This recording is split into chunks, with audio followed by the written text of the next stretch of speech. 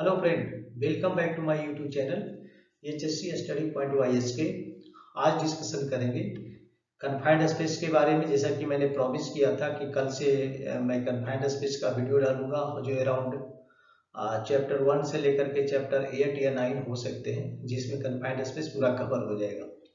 तो देखते हैं कन्फाइंड स्पेस क्या है। ओसा डिफाइन करता है कन्फाइंड स्पेस के बारे में, जिसमें कि पहला बोलता है इसका जो कुछ क्राइटेरिया है जिसको इसके डिफिनेशन में शामिल है। Large enough and configure such that employ can enter and perform the assignment. मतलब इतना तो लार्ज रहता है और उसके स्ट्रक्चर इस तरह के रहते हैं कि उसमें आदमी जा सकता है और जो उसको काम दिए गए हैं उसको परफॉर्म कर सकता है। ये फर्स्ट क्राइटेरिया है, large enough and configure. Second criteria है is not design for continuous vacancy. इस ऐसा डिजाइन नहीं कि जिसमें कंटिन्यू आदमी काम करेगा, उसके लिए डिजाइन नहीं किया गया है। इसमें जब जरूरत होती है तभी आदमी कभी कभी जाता है, कंटिन्यूअस इसमें काम नहीं करने हैं। नेक्स्ट जो इसका क्राइटेरिया है, restricted means of entry and exit और लिमिटेड है। इसमें लिमिटेड एंट्री रहती है, अनएग्जिट रहती है और रिस्ट्रिक्टेड रहता है, ये सभी के लिए नहीं है। नेक्स्ट जो क्राइटेरिया है, हजार्डस मटेरियल। हजार्डस मटेरियल का मतलब बहुत सारी चीजें होती है, जिसमें कि ऑक्सीजन डिफिशिएंट भी हो सकता है, फ्लेमेबल एटमॉस्फेयर हो सकता है वहां पे, या उस तरह का कंडीशन होने का वहां पे पोटेंशियलिटी है। इस तरह की कंडीशन ऑक्सीजन डिफिशियंसी हो सकती है, फ्लेमेबल एटमॉस्फेयर हो सकता है, टॉक्सिक गैसेज वहां पे हो सकती है, इस तरह का वहां पे पोटेंशियल है। और नेक्स्ट है, इसकी डिजाइनिंग इस तरह की होती है जिसमें कि इंट्रैपमेंट होने का डर रहता है। इंट्रैपमेंट का मतलब फंस जाना या क्रश होने का डर रहता है। ये सारी चीजें हैं जो कन्फाइंड स्पेस में होता है। तो इन सारे क्राइटेरिया को याद रखना है। नेक्स्ट देखते हैं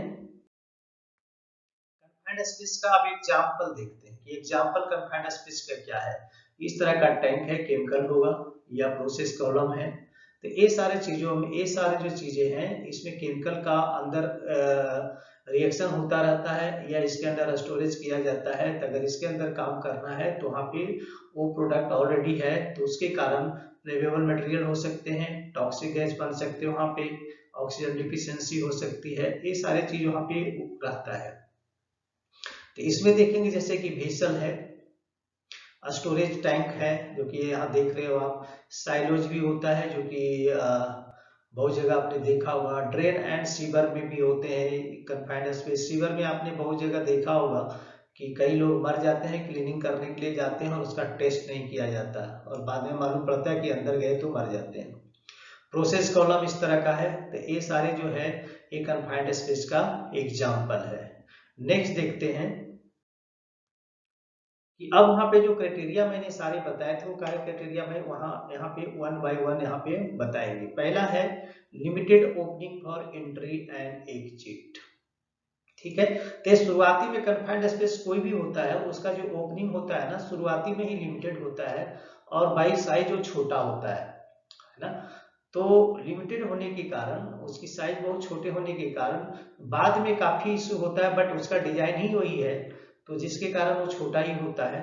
तो इसका ओपनिंग जो होता है यूजुअली स्मॉल होता है साइज में। और इसकी जो डायमेंशन की अगर बात करें तो इसकी डाय लगभग 450 mm और 18 इंच के आसपास ऑलमोस्ट होती है। बाकी इससे कुछ में बड़े भी हो सकते हैं, बट ये मिनिमम है, इतना रहना है।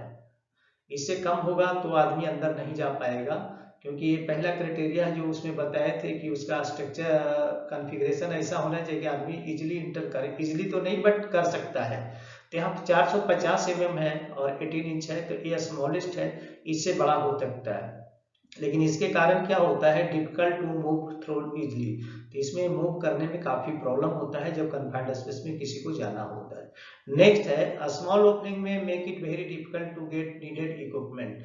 अब अंदर कुछ इक्विपमेंट को लेके जाना है और इसका ओपनिंग बहुत ही स्मॉल है, तो इक्विपमेंट को इजिली लेके जाना बहुत ही मुश्किल काम है। और खास करके जब इमरजेंसी होती है तो उस समय तो बहुत ही क्रिटिकल पोजीशन हो जाती है और उतना कम स्पेस में रहने में उसको निकालना और जो उसका रेस्क्यू कर रहा है उसको बाहर आना एक बहुत ही टिपिकल काम है।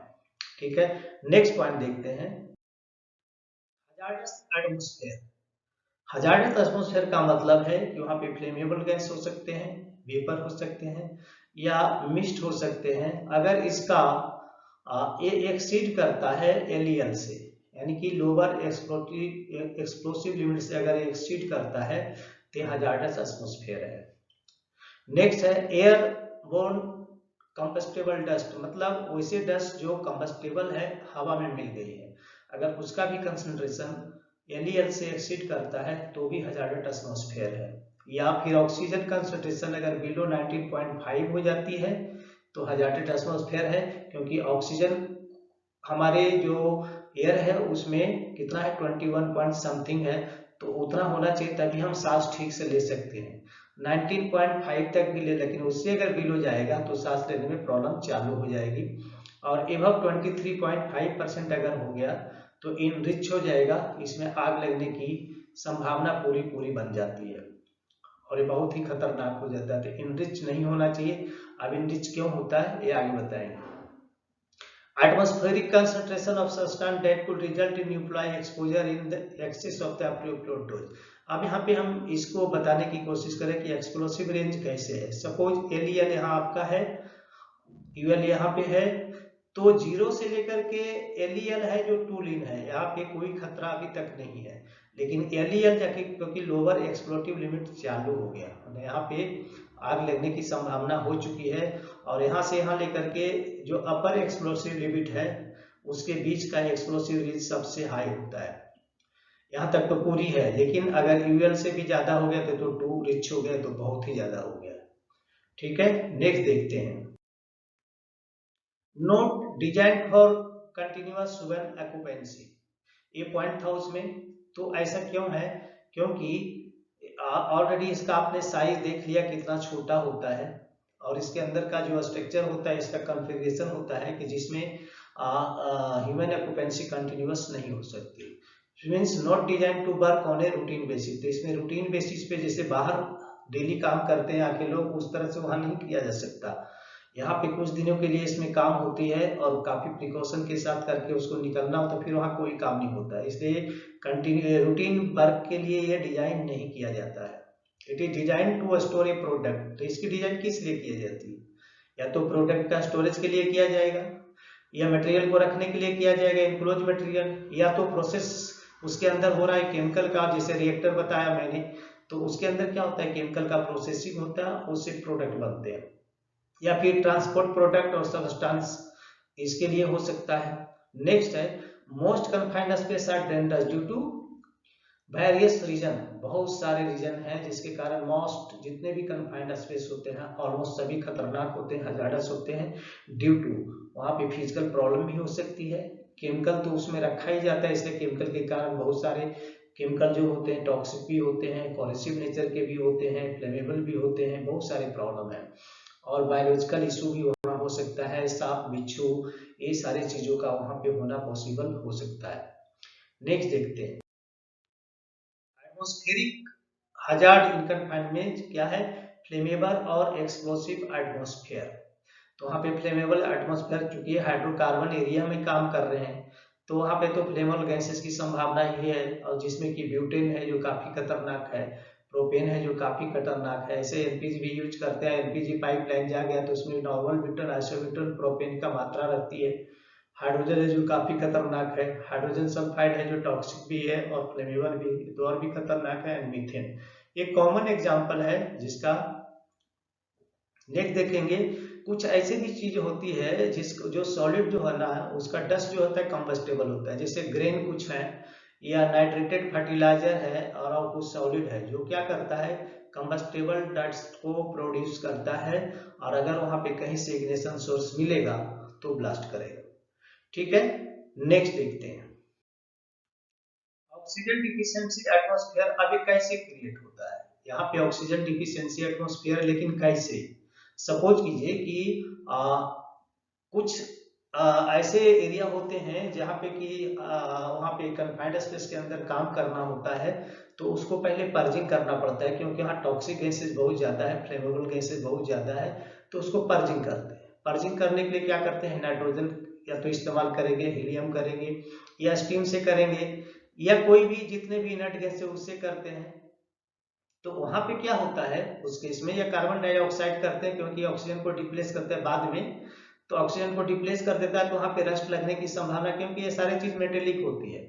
तो अगर उसमें प्योर ऑक्सीजन या एयर रहेगा तो उसमें क्या होगा, ऑक्सीडाइड होगा और वहां पे रस्ट लग जाएगा। तो उससे बचने के लिए से सारी चीज किए जाते हैं, जिसके कारण क्या होता है कि अगर प्रोसेस प्लांट में कुछ काम करना है, नाइट्रोजन हीलियम स्टीम से सब उसको पर्च किया गया है और उसके बाद उसको पूरी तरह निकाला नहीं गया और हम उसमें काम करने के लिए अगर भेजा जाता है, तो क्या करता है ऑक्सीजन को मीन्स जो एयर है एटमॉस्फेरिक एयर को, एटमॉस्फेरिक ऑक्सीजन को डिप्लेस कर देता है, और डिप्लेस करने के कारण वहां पर हो जाती है ऑक्सीजन की कमी, और जिसके कारण ब्रीथिंग ठीक से जो भी काम करता है वो नहीं ले पाता है। ठीक है, नेक्स्ट जो होता है ऑक्सीजन डिफिशिएंट एटमॉस्फेयर जो होता है, ऑक्सीजन कंसंट्रेशन अगर बिलो 19.5% हो जाती है तो वहां पे प्रॉब्लम होगी, और जिसके कारण प्रॉब्लम क्या होगा, हार्ट रेट है जो घट सकता है, मसल कोऑर्डिनेशन प्रॉब्लम हो सकती है, और ब्रीथिंग प्रॉब्लम वहां पे चालू हो जाएगी। नेक्स्ट देखते हैं, ऑक्सीजन इनरिच अगर एटमॉस्फेयर है तो उस केस में तो ऑक्सीजन इनरिच एटमॉस्फेयर किस केस में होता है, जब ऑक्सीजन की मात्रा है जो कंसंट्रेशन एवं 23.5% हो जाती है। रीजन इसका कुछ भी हो सकता है, रीजन क्या हो सकता है कि जैसे कन्फाइंड स्पेस में कुछ काम चल रहा है तो वहां पे गैस कटिंग सेट का या ऑक्सीजन सिलेंडर से कुछ रिलेटेड काम में है, तो वो दोनों में ही गैस सिलेंडर यूज होते हैं, तो इम्प्रॉपर हैंडलिंग के कारण लीकेज हो सकता है, मेंटेनेंस ठीक से नहीं किया गया तो भी लीकेज हो सकता है, या ऑक्सीजन का सिलेंडर वहां पे अगल बगल स्टोरेज किया उसका लीकेज हो रहा है, या अदर एसेसरीज है जहां से कि ऑक्सीजन रिलीज हो रहा है, या दूसरा है जो कि कन्फाइंड स्पेस के अंदर से ही कोई ऑक्सीजन पाइपलाइन जा रही है और वो लीकेज है, तो इसके कारण यहाँ पे ऑक्सीजन इनरिच हो सकता है। दूसरा कंडीशन देखेंगे तो इन दिस कंडीशन में क्या देखेंगे, जैसे ऑक्सीजन इनरिच हो जाएगा तो वहां पे क्या होगा, risk of fire and explosion will be high, वहां पे फायर का केसेज या एक्सप्लोजन होने का जो ये है वो बहुत ज्यादा रिस्क बढ़ जाएगा। कोई भी अगर फ्लेम उसको कहीं से मिल गया ना, या चिंगारी मिल गई कहीं से, तो उस केस में सोर्स ऑफ इग्निशन अगर मिलता है तो ये बर्न होगा बहुत तेजी के साथ, और ये बहुत ही काफी तेजी के साथ चारों तरफ फैलेगा।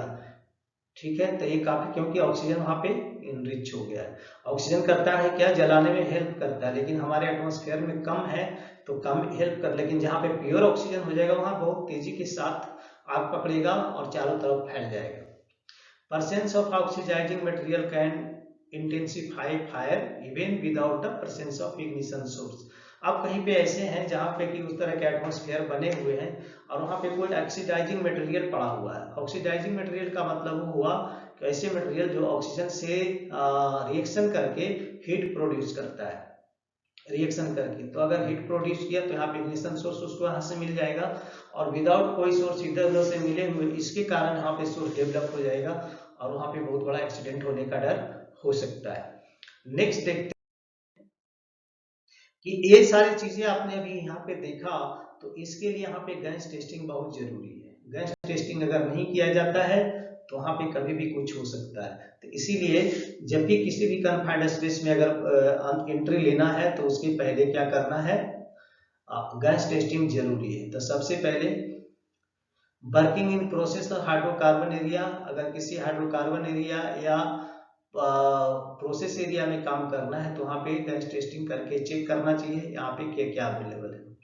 ब्रेकिंग कंटेनमेंट, ब्रेकिंग कंटेनमेंट का मतलब हुआ कि अगर सपोज किसी रिएक्टर में अभी रिएक्टर शटडाउन हो गया है तो उसके अंदर तो बहुत सारे केमिकल हैं जिसका रिएक्शन होने से कारण बहुत सारे टॉक्सिक गैसेस भी बन रहे हैं, फ्लेमेबल एटमॉस्फेयर भी है, वो काफी गहरा है, अंदर तक है, उसकी काफी लेंथ रहती है, तो वहां पे जब उसको क्लीन किया जाता है ना तो इधर उधर जो सारे बैठे रहते हैं उसके कारण भी वहां पे जो उस तरह का एटमॉस्फेयर क्रिएट होता है।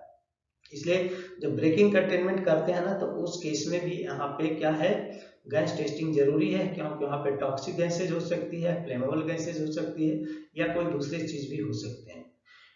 अब क्या है कि हॉट वर्क अगर करना है हाइड्रोकार्बन एरिया में तो वहां पे भी गैस टेस्टिंग बीच बीच में जो हम फ्रिक्वेंसी आप डेवलप करोगे, कितना ज़्यादा यहाँ पे फ्यूम क्रिएट हो रहा है बिल्डिंग के कारण, उसके आधार पे 1-1 घंटा या कहीं कहीं 2-2 जैसा लग रहा है कितना जल्दी क्रिएट है। कन्फाइंड स्पेस किस तरह का है, निकलने का थोड़ा है तो ठीक है, ब्लोअर लगा हुआ है तो ठीक है। अगर ब्लोअर मैकेनिकल ब्लोअर नहीं लगे हुए क्लियर, तो उस केस में यहाँ पे बार बार चेक करना पड़ेगा, क्योंकि बिल्डिंग करने से वहाँ CO carbon monoxide and carbon dioxide दोनों डेवलप होगा, और दोनों ऑक्सीजन को क्या करता है, रिप्लेस करता है, और कार्बन मोनोऑक्साइड समहाउ काफी पॉइजनस भी है।